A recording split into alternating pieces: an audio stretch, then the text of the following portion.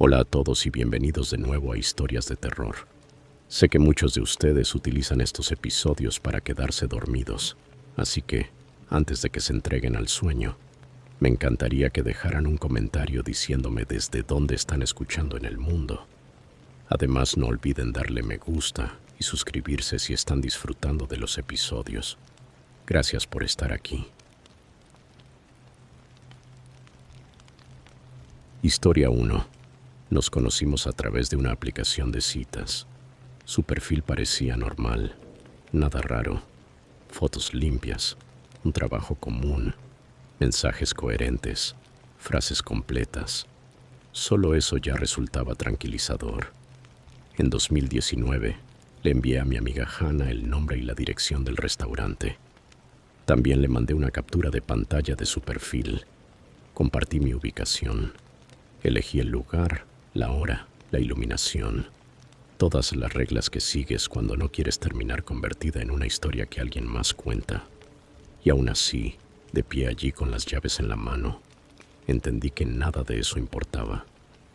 Llegué temprano, me senté con la espalda contra la pared, pedí una soda y observé a la gente entrar y salir. Cuando él apareció, mi primer pensamiento no fue miedo. Fue, ese no es él.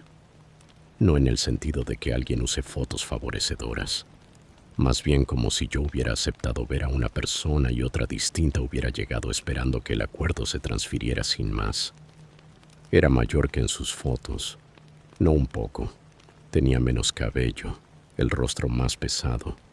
La ropa estaba limpia, pero gastada de una forma descuidada. Olía a demasiado perfume. Caminó directo hacia mi mesa, como si tuviera todo el derecho de estar allí. «Hola», dijo inclinándose como si ya fuéramos cercanos. Me puse de pie porque levantarte te compra un segundo extra. Intentó darme medio abrazo. Lo convertí en una palmada lateral incómoda. Y entonces lo dije. «Te ves un poco diferente a tus fotos. No seas superficial». «Tú no eres así», respondió. Fue rápido, ensayado, como si ya hubiera repetido ese momento exacto en su cabeza. Debí irme en ese instante. Ahora lo sé. Pero mi mente hizo lo de siempre. Intentó resolver el problema social en lugar del problema de seguridad. «Está bien, mantén la calma. No escales. Quizá malas fotos, quizá nervios». Nos sentamos. Hablaba como si estuviera rellenando tiempo. Preguntas que sonaban normales, pero no se sentían bien. ¿Dónde trabajas? ¿Vives sola? ¿En qué parte de la ciudad estás cerca de tu familia? Cuando respondía de forma vaga, él seguía mirándome como si esperara datos más útiles. Cuando mencioné que era diseñadora UX, torció la boca. «Ah, tecnología», dijo. «Eso lo explica». «¿Explica qué?», quise preguntar, pero no lo hice. Cuando el mesero se acercó, sonreí y pedí la cuenta antes de tiempo. Él se recostó en la silla como si lo hubiera insultado. «Ya nos comprometimos con esta noche», dijo. «Tengo que levantarme temprano», respondí.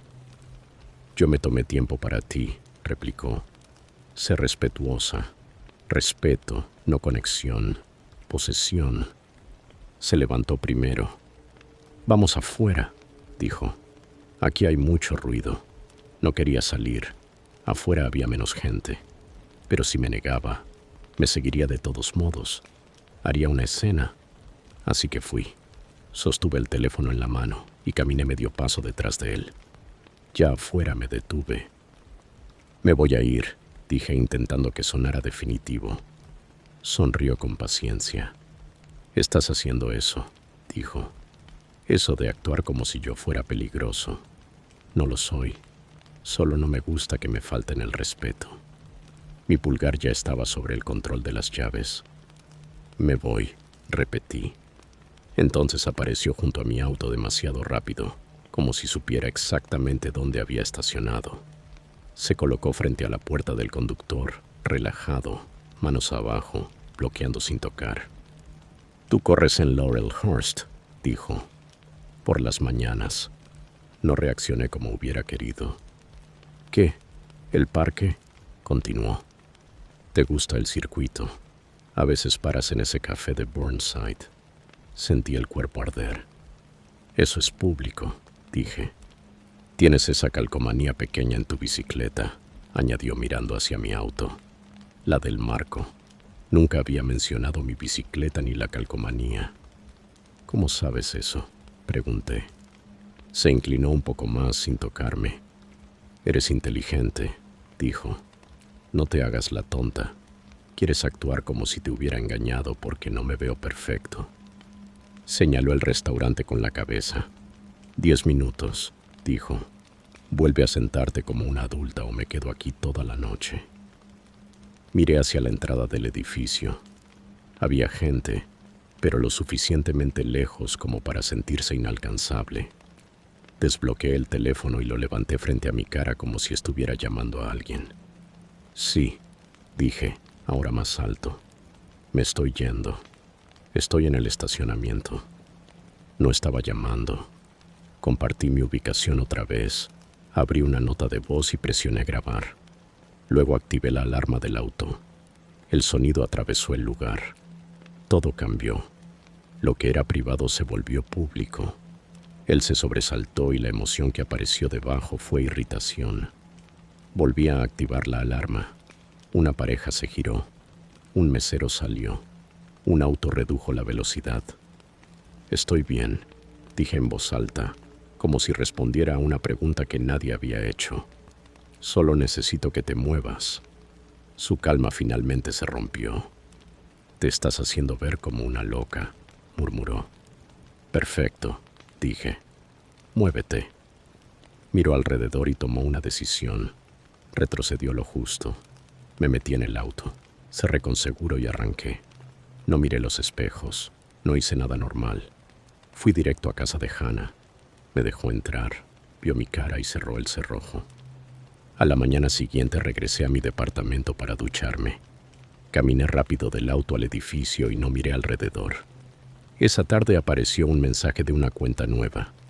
Sin foto, nombre al azar. Llegaste bien a casa. Me quedé mirándolo hasta que la pantalla se apagó. Lo peor no fue el mensaje, fue no saber si estaba fanfarroneando, porque cuando alguien sabe lo suficiente sobre ti, una fanfarronada y una amenaza se sienten igual. Eso fue lo que me llevé de esa noche. No ten cuidado en las citas, no reúnete en público. Algo más frío. La seguridad no es solo elegir los pasos correctos, es notar cuando alguien intenta obligarte a seguir los suyos. Historia 2. No soy imprudente cuando se trata de citas. Soy ingeniero civil. Planifico. Reviso 2 veces. Verifico detalles. Después de mi divorcio reduje mi vida de forma consciente. Trabajo, gimnasio, casa. Nada más. Las aplicaciones de citas eran algo que abordaba con cautela, casi de manera clínica. Hicimos match a comienzos de la primavera. Ella no era llamativa. No había fotos de modelo ni filtros extraños, solo una mujer que parecía tener empleo, rutina, una vida real. No era intensa, no apresuraba nada, no empujaba lo físico ni lo emocional. Nuestras conversaciones se desarrollaron despacio durante meses. Recordaba pequeños detalles, preguntaba por mis proyectos, se interesaba después de días difíciles. Cuando mencioné el divorcio no indagó ni presionó, simplemente lo reconoció y siguió adelante. Se sintió respetuoso. Sugerí hacer FaceTime más de una vez.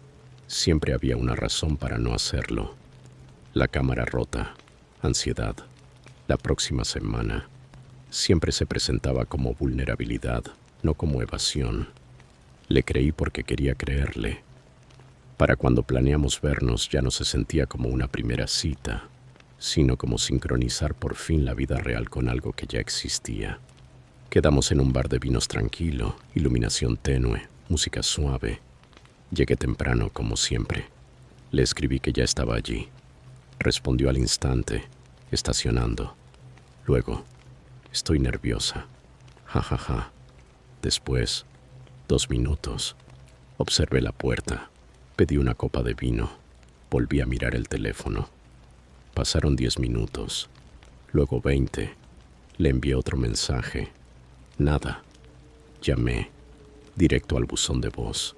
La gente entraba y salía. El barman me miró más de una vez. Me quedé sentado más tiempo del que debía. Irme se sentía como confirmar lo que ya sabía. Finalmente pagué y salí. Dentro del auto me quedé mirando a través del parabrisas unos segundos, las manos sobre el volante, sintiéndome estúpido de una forma que ardía más que el enojo. De camino a casa me repetí la explicación obvia. Perfil falso, engaño, sigue adelante. Al llegar volví a leer toda nuestra conversación, meses de mensajes, rutinas compartidas, detalles personales que había dado sin pensarlo 2 veces. Ahí fue cuando la incomodidad empezó a apretar. Borré el chat para dejarlo atrás. Entonces llegó el golpe en la puerta. Miré la hora. Pasaban apenas las 10. Pensé que sería un vecino o alguien confundido de casa. Otro golpe. Caminé hasta la puerta y miré por la mirilla. No había nadie allí, al menos no justo enfrente. La luz del porche estaba encendida. Veía el felpudo y la casa del vecino. Nada se movía. Entonces escuché la voz. Soy Rachel. El sonido venía justo de donde la puerta se une con el marco, como si hablara directamente en la rendija. ¿Rachel? Pregunté desde adentro. Sí, respondió. Lo siento mucho. Solo necesito hablar un minuto. Algo en esa voz no coincidía con lo que esperaba. No era algo obviamente incorrecto, solo que el tono no encajaba del todo con el ritmo. Entonces noté una sombra justo al costado del marco de la puerta. Estaba de pie fuera de la vista. Quien fuera no quería ser visto. Mi primer pensamiento fue que tal vez era diferente en persona y estaba avergonzada. No quería ser el tipo que cierra la puerta de golpe solo porque alguien no suena como imaginé. Entonces la voz volvió a hablar. Por favor, no hagas eso. Ya me siento lo suficientemente tonta. Odié que funcionara. Coloqué la cadena y desbloqueé la puerta, diciéndome que solo la abriría un poco y terminaría ahí. La abrí quizá unos 5 centímetros. Fue entonces cuando vi el ojo. No era una mujer. Era un hombre, de pie a centímetros de la puerta, pegado de lado a la pared. Llevaba una máscara negra de esquí estirada sobre el rostro. Reaccionamos al mismo tiempo. Cerré la puerta de golpe. El impacto arrancó la cadena del marco. La puerta volvió a abrirse cuando su hombro la golpeó.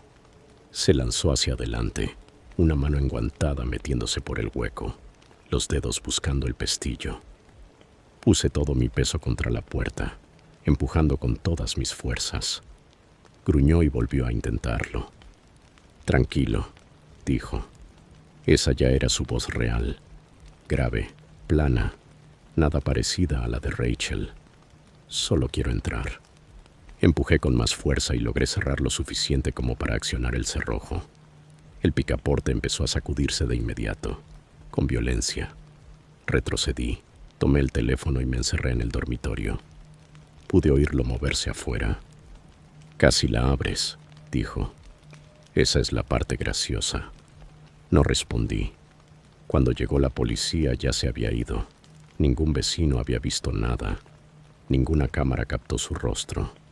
Solo un marco de puerta dañado y un informe lleno de frases como presunto intento de robo. A la mañana siguiente entendí lo que realmente había pasado. Rachel no era el engaño. Rachel era la llave. Y si no hubiera estado tan preocupado por parecer grosero, prejuicioso o equivocado, habría abierto la puerta. Historia 3. Hicimos match a principios de ese mes, justo después de que terminaran los finales. Los inviernos en Eugene hacen que todo se sienta más reducido. Cielos grises, aceras mojadas, gente refugiándose puertas adentro. Yo había pasado la mayor parte del tiempo entre el campus y mi apartamento, convenciéndome de que estaba bien así. Su perfil parecía normal. Un par de selfies, una foto caminando por la montaña, otra sosteniendo una taza con un comentario tonto sobre la cafeína. Sus mensajes eran atentos, sin sentirse forzados. Los halagos comenzaron pronto. Eres diferente. ¿De verdad piensas antes de hablar? Siento que puedo ser yo contigo. Yo respondía más despacio de lo que ella lo hacía. Ella siempre contestaba rápido. Si tardaba una hora, bromeaba diciendo que la estaba espantando. Si tardaba más, decía que me extrañaba. Se sentía intenso, pero no de forma explosiva, más bien como una presión que se acumulaba en silencio. Después de una semana, empezó a insistir en que nos viéramos. No me gusta estar texteando eternamente. Quiero algo real. Acepté ir por un café, pero puse límites claros. Lugar público, de día, zona neutral. Ella aceptó de inmediato. Luego preguntó en qué parte de la ciudad vivía para buscar algo cerca. No respondí eso. Bromeé diciendo que Eugene era diminuto. Se rió y dejó el tema. Un par de días después le dije que no estaba interesado. No desaparecí sin decir nada. No hice un drama. Fui educado. He disfrutado hablar contigo, pero no creo que esto sea lo adecuado. No quiero ilusionarte. Su respuesta llegó enseguida. Pensé que te importaba. Hice algo mal. Le dije que no iba por ahí. No se enfadó. Se mostró herida. De verdad me gustabas. No me abro así con cualquiera. Me siento estúpida. Después de eso, silencio.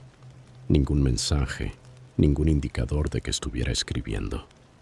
Nada. Sentí alivio. Dejé el teléfono y asumí que había terminado. En los días siguientes empezaron a pasar pequeñas cosas que intenté justificar. Una cuenta de Instagram en blanco empezó a seguirme. Sin publicaciones, nombre aleatorio. La ignoré. Alguien revisó mi perfil de LinkedIn. Sin foto, nombre genérico. Me dije que podía ser cualquiera. Luego recibí una solicitud de Venmo por $4.50 con la nota. Café. No reconocí el nombre, no había foto. La rechacé y bloqueé la cuenta, molesto conmigo mismo por sentirme inquieto. No pasó nada más. No había nada concreto que reportar. Solo ruido. Hasta la foto. Mi teléfono vibró en la mesita de noche a las 11:47 de la noche. Estaba medio dormido, todavía pensando en un párrafo que había reescrito demasiadas veces, cuando vi la vista previa de un mensaje con imagen. Asumí que era un grupo de amigos mandando alguna tontería antes de dormir. No lo era. Era mi puerta de entrada. Mi puerta real, fotografiada desde el pasillo frente a mi apartamento. El cerrojo con cadena, la pintura desgastada cerca de la mirilla, el felpudo torcido que siempre acomodaba con el pie. La marca de tiempo decía 11:44 de la tarde. Debajo de la imagen había un texto, solo para despedirme.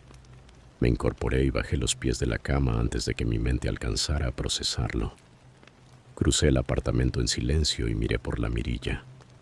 El pasillo estaba vacío. Normalmente se escuchaba todo en ese edificio. La televisión de alguien a través de la pared, pasos en las escaleras, la secadora del fondo vibrando como si fuera a desarmarse. Esa noche no había nada, solo el clic del calentador y el zumbido del refrigerador. Después de mirar y no ver a nadie, retrocedí y revisé las cerraduras de todos modos. Cerrojo, cadena, el pestillo barato que venía con el apartamento. El teléfono vibró otra vez. No estoy tratando de asustarte. Esa frase fue peor que la imagen, porque significaba que sabía exactamente lo que yo haría después, que ya me había imaginado allí, de pie, decidiendo qué hacer. No respondí. Otro mensaje. Solo quería verte una última vez. Estás a salvo si no lo haces raro. La forma en que estaba escrito, como si ella estableciera las reglas, me tensó por completo. Me alejé de la puerta y fui a la ventana de la sala. Desde el segundo piso normalmente podía ver gente entrando y saliendo. Faros, alguien fumando bajo el toldo. Esa vez no había nada. El estacionamiento y la acera estaban vacíos. Entonces el teléfono vibró de nuevo. «Puedo oírte». Y empezó el golpeo. La puerta tembló en su marco mientras su puño impactaba una y otra vez. «Abre la puerta», gritó. «Solo quiero hablar». Retrocedí, el corazón golpeando tan fuerte que sentía las costillas vibrar. Le dio 2 patadas a la puerta. «Sé que estás ahí», gritó. «No finjas que no». Las luces se encendieron en el pasillo. Una puerta se abrió más abajo. Luego ella se acercó tanto a la puerta que pude oír su respiración a través de la madera.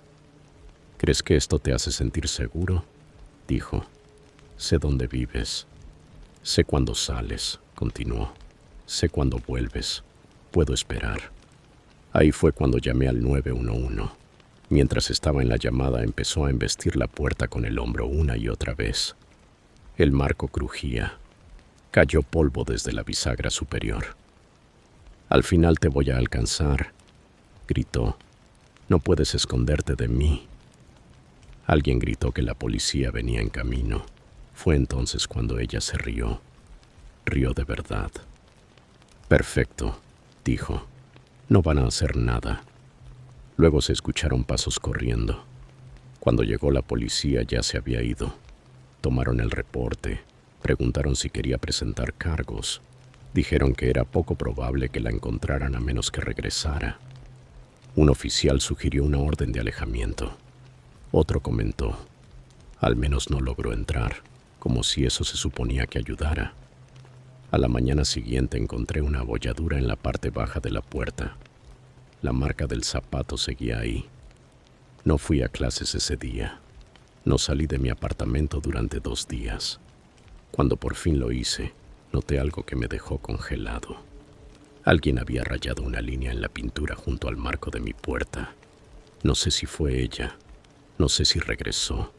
Lo que sí sé es que ya no me siento anónimo. Después no pasó nada más. No hubo confrontación ni arresto. Pero cada vez que mi teléfono vibra por la noche, pienso en esa foto. Es inquietante lo rápido que decidió que yo le pertenecía.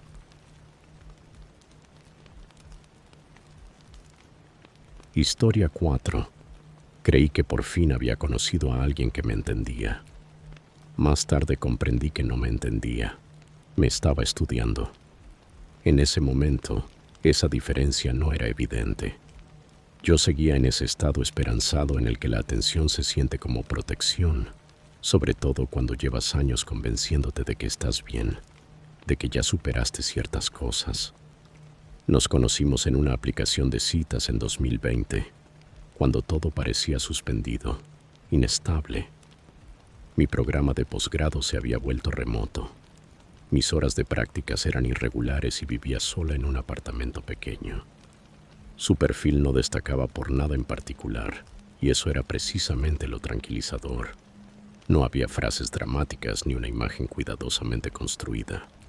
Se veía normal, sereno, seguro. Respondí porque desde el inicio nada en él activó alarmas.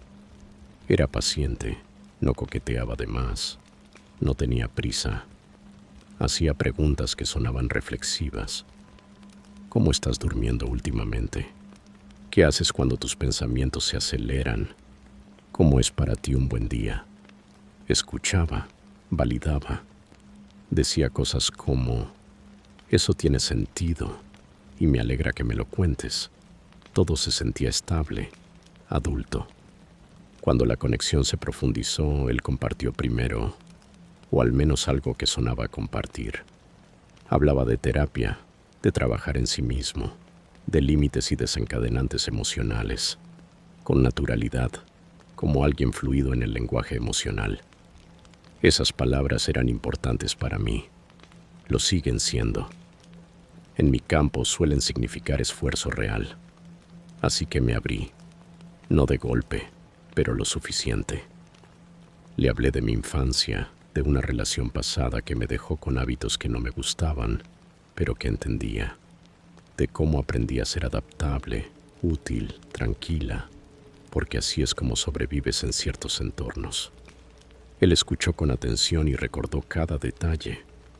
Al principio eso se sintió halagador. Después empezó a sentirse como si estuviera tomando apuntes. El primer momento en que algo no encajó fue tan pequeño que casi lo ignoré. Había tenido una semana pesada, fechas límite, agotamiento emocional, demasiadas llamadas por Zoom. Le dije que necesitaba una noche tranquila, solo descansar. Le dije que hablaríamos al día siguiente. Él respondió, no me abandones. Asumí que era una broma, pero luego escribió, eso no es gracioso. No puedes hacerle eso a la gente. Le expliqué con cuidado que no estaba abandonando a nadie, que simplemente iba a dormir. Le pedí que respetara eso. Me estás activando, escribió. Prometiste que no desaparecerías. Llevábamos hablando 3 semanas. Eso era lo que lo hacía tan confuso. No estaba siendo cruel. Estaba presentando mi necesidad de espacio como si fuera un daño, usando un lenguaje que me hacía sentir culpable por tener límites. Entonces vino el cambio. Lo siento, solo tengo miedo. Me gustas mucho. El giro fue inmediato. Un momento yo era el problema, al siguiente era la solución. Me dije que estaba ansioso, que todo el mundo estaba sensible en ese momento, que sería algo pasajero. Y me quedé. Después de eso, se volvió un patrón. Si no respondía rápido, se preocupaba. Si mencionaba planes, preguntaba con quién estaría. Si marcaba límites, los interpretaba como rechazo. Te estás alejando. Estás haciendo eso que sueles hacer. Lo decía como si me conociera profundamente. Lo que más me inquietó fue cómo reutilizaba mis propias palabras. Una vez le dije que la imprevisibilidad era lo que más me lastimaba, que la gente que se iba sin aviso me hacía desestabilizarme. Más tarde, cuando no respondí durante unas horas porque estaba en clase, me escribió, ¿sabes lo que se siente cuando alguien se va? No me hagas a mí lo que ellos te hicieron a ti. Ahí empezó a sentirse intencional, como si estuviera construyendo algo con mi pasado y devolviéndomelo cada vez que necesitaba ventaja. Cuando finalmente intenté bajar el ritmo, de verdad bajarlo, él escaló la situación. No puedo manejar esto. No estoy a salvo ahora mismo. Leí ese mensaje una y otra vez. La parte profesional de mi mente se activó. Ofrecí recursos, líneas de ayuda, apoyo, amigos, opciones. Ignoró todo. No quiero ayuda, escribió. Te quiero a ti. En ese instante todo encajó. Esto no era dolor, era control. Le dije que no iba a verlo, que me importaba, pero que no era responsable de sus decisiones. Se suavizó de inmediato. No lo dije así. Solo tengo miedo. Por favor, solo un café. 10 minutos. Dije que no. Solo quería sentirme cerca de ti. Estaba formulado como afecto. Se sintió como una amenaza. Lo bloqueé. Tomé capturas de pantalla. Cambié configuraciones. Lo denuncié. Se lo conté a personas de mi entorno. Todos fueron comprensivos de esa forma en que la gente lo es cuando técnicamente aún no ha pasado nada. Ten cuidado. Lleva algo contigo. Cierra bien las puertas. No me había tocado. No había mostrado su rostro. Solo se había asegurado de que yo supiera que podía hacerlo. Durante un tiempo todo estuvo en silencio. Luego, semanas después, una cuenta nueva empezó a seguirme. Sin publicaciones, sin un nombre que reconociera. Llegó una solicitud de mensaje. Una sola línea. Algo que él había dicho al principio, cuando todo se sentía seguro. Estoy orgulloso de ti por sobrevivir. Las manos se me quedaron entumecidas alrededor del teléfono, porque eso demostraba que seguía ahí y que todavía tenía acceso a partes de mí que había compartido cuando creí que estaba siendo comprendida. Bloqueé esa cuenta y otras después. No necesitó inventar un arma, solo aprendió mi lenguaje, lo moldeó para que sonara a cuidado y lo usó para impedirme avanzar.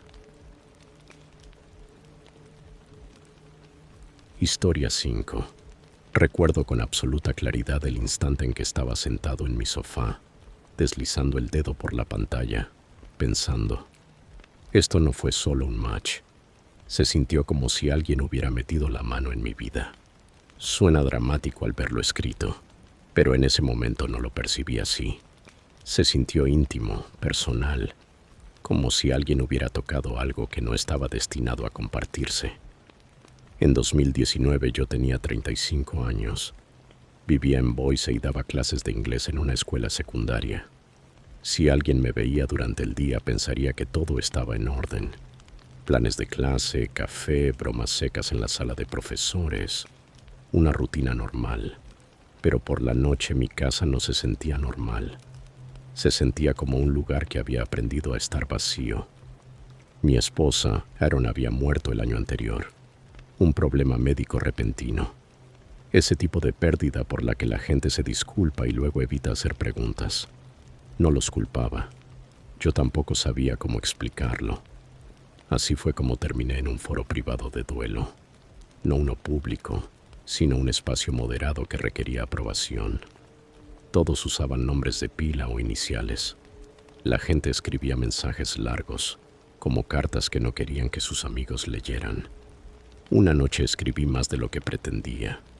Hablé de las cosas pequeñas de las que nadie te advierte, de cómo el silencio empieza a sentirse ruidoso, de cómo seguía comprando leche de avena aunque ya no la bebía, de cómo Aaron solía bromear cuando perdía las llaves. Se paraba en la puerta y decía: "La casa se las volvió a comer". No había dicho esa frase en voz alta en meses. La publiqué. Me arrepentí de inmediato y me fui a dormir. 3 días después hice match en una aplicación de citas que había descargado y eliminado al menos media docena de veces. Se llamaba Maya. Sus fotos eran normales de una forma que me inspiraba confianza. Sin filtros, sin poses de influencer. Alguien que parecía vivir realmente en un lugar donde nieva. Su perfil me llamó la atención. Mencionaba un podcast poco conocido que a Aaron le encantaba. Hablaba de un pequeño mercado de arte local al que Aaron solía arrastrarme. Y tenía una sola frase que no sonaba como una frase ensayada. Tengo paciencia con la gente silenciosa. A veces el silencio pesa. Pensé que era coincidencia. Boise no es una ciudad grande. Los intereses se cruzan. Empezamos a hablar. Ella era tranquila, paciente, no insistente. No se apresuraba a quedar. Hacía preguntas reflexivas y no parecía molesta cuando yo tardaba en responder. Entonces dijo algo que me dejó el pecho vacío. ¿Todavía compras leche de avena por costumbre? Ese detalle no estaba en mis redes sociales públicas. No lo había escrito en ningún lugar excepto en ese post del foro de duelo. Le pregunté cómo lo sabía. Respondió: solo una suposición. Los viudos hacen eso. En ese momento sonó como comprensión. Durante la semana siguiente siguió ocurriendo. Mencionaba mis hábitos al corregir exámenes, los bolígrafos baratos de los que me quejaba, la taza que siempre dejaba en el fregadero porque odiaba verla vacía. No era constante. Eso era lo que lo hacía creíble. Se sentía como alguien que me estaba prestando atención, no como alguien recopilando información. Intenté racionalizarlo. Tal vez ella también estaba en el foro. Eso lo explicaría. Así que se lo pregunté. Evadió la respuesta. Cuando le pregunté dónde vivía, dijo: lo suficientemente cerca. Cuando le pregunté a qué se dedicaba, respondió: un poco de todo. Luego pidió hablar por teléfono. Acepté. Limpié la cocina, corregí exámenes. Me dije a mí mismo que estaba exagerando. Su voz no coincidía con sus fotos. Sonaba mayor de lo que esperaba, más áspera, como la de alguien acostumbrado al aire frío o a los cigarrillos. La conversación volvía una y otra vez a Aaron, y entonces lo dijo. La casa se las volvió a comer. No respondí de inmediato. Ella rió. «Todavía la escuchas», dijo. «Eso es dulce». Terminé la llamada. Puse una excusa y colgué. Mi sala dejó de sentirse como mi sala. Abrí el foro de duelo en mi computadora portátil. Encontré mi publicación y la borré. Luego eliminé mi cuenta, como si quitar las palabras cambiara algo. Minutos después mi teléfono vibró. ¿Por qué me quitarías eso? Ahí dejó de sentirse extraño y empezó a sentirse mal. Le dije que no volviera a contactarme. Respondió, no puedes ignorarme después de que te di eso. Como si me hubiera entregado un regalo, como si no lo hubiera robado primero. La bloqueé en todas partes. Unos días después apareció un nuevo match. Otro nombre, otras fotos, el mismo estilo de escritura. El primer mensaje decía, el silencio pesa, ¿verdad? Bloqueé ese también. Luego apareció otro una semana después, y otro más. Contacté a los moderadores del foro, avergonzado. Esperaba una advertencia genérica. En cambio, uno de ellos me pidió detalles de los perfiles. Más tarde me respondieron en privado. Había otros reportes. Personas contactadas fuera de la plataforma por matches que usaban frases de publicaciones del foro. Conexiones que se sentían íntimas antes de volverse amenazantes. No lo llamaron una filtración, solo comportamiento sospechoso, consejos útiles. Llegaron después de que el daño ya estaba hecho, porque el problema no era que alguien hubiera leído mi duelo. El problema era que alguien lo había estudiado. Nunca supe quién era. No hubo confrontación, no hubo cierre. Cambié contraseñas, blindé mis cuentas, dejé de publicar cualquier cosa personal en cualquier lugar. Pero la sensación se quedó, como si alguien hubiera construido un mapa de mí. Esa es la parte que no se va, porque incluso ahora, años después, cuando mi casa está demasiado silenciosa y vuelvo a perder las llaves, casi digo la broma en voz alta, y luego no lo hago, porque se siente como si abro esa puerta otra vez, alguien más podría responder. Si estas historias te hicieron replantearte en quién confías y lo rápido que todo puede salir mal, revienta el botón de me gusta. Suscríbete para no perderte la próxima pesadilla y dime cuál historia se te metió bajo la piel. Gracias por mirar. Mantente alerta, mantente a salvo y nos vemos en la próxima pesadilla.